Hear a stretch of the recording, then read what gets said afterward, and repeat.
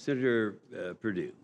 General, thank you for being here and for your decades of service. I want to talk about Russia just a minute, but particularly about Georgia and their intent there and our strategy there.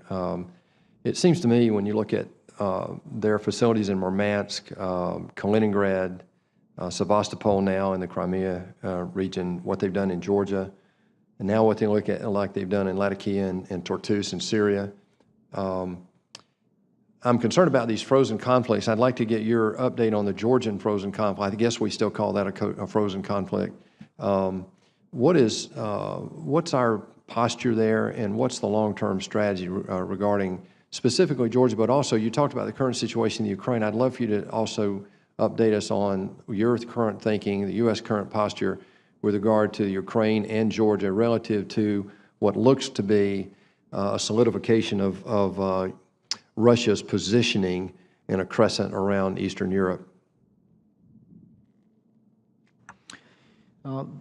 First, Senator, with respect to Georgia, one, I would state that as a partner, Georgia as a partner is a strong one. You know, they provide forces in Afghanistan and others. Not a large country, but a good fighting force and a good partner. What we see there today, when you look into the two areas that Russians have presence, those breakaway portions of Georgia, Ossetia, etc., they are now working to bring them into, I think, you know, almost the Russian Federation, in the sense that what you begin to see is the use of Russian administration within those. Putin calls them independent states now. Those two he states. Does, but it's not recognized internationally as independent states. Neither one of them. They call it that. I don't think there's more than maybe 3 nations or 4 in the world that accept his definition. But my point is, what he's doing is he's drawing them into their administration. In some of these countries, and I can't recall if Georgia is one of them, but in some of those countries, for those areas that they have presence, they have declared those soldiers either ability to become a part of the Russian Federation military forces, or they have agreements that they would become a part of that if there were a conflict. So my point is, you can just see them drawing them into their orbit. Now, you asked about others.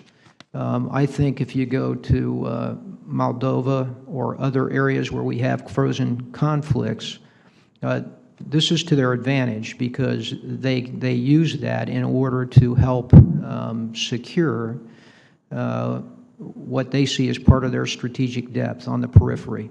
So I apologize once for their interrupting, area of influence. So what is our strategy in those frozen conflicts? And I'd like a brief answer on that, because I want to ask a quick question on Israel as you finish up. Well, our strategy is diplomatically to stay very involved in the different areas, whether it's OSCE, Minsk, which is what it is for a couple of those, diplomatically, in order to resolve the conflicts and at the same time respect the sovereignty of the nations and the determination of the people involved, like in Nagorno-Karabakh, for instance. Their desire to determine their own government. So we generally follow that track, but a better question for the diplomats who are working that.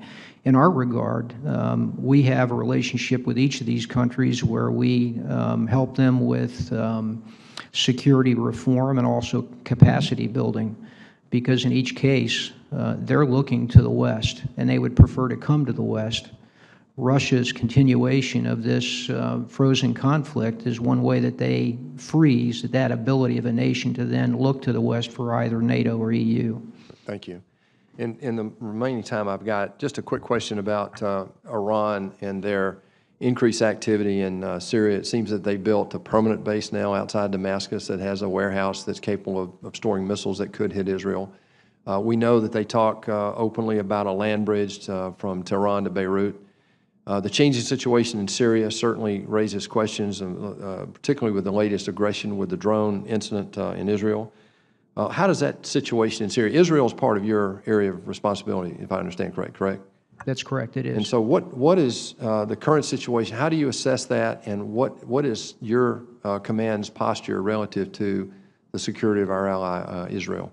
My mission in EUCOM with respect to Israel is to support the defense of Israel. In fact, we have a large contingent there today doing an defense and rehearsing basically, you know, those operations that we planned in defense of Israel should it be needed. I'm going there tonight, in fact.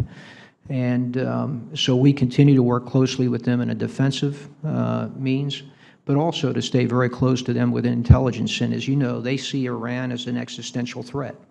They're concerned about the posture of Iranian forces or Iranian-supported forces in Syria, and perhaps that they might be intending to remain in Syria as this is resolved. They're concerned about the missile technology they believe may be transferred from Iran to any of these extremist organizations or the Lebanese Hezbollah to their north. And so we're watching this very closely with them. I agree that that a land bridge, you know, between Iran through into Syria would not be a good outcome.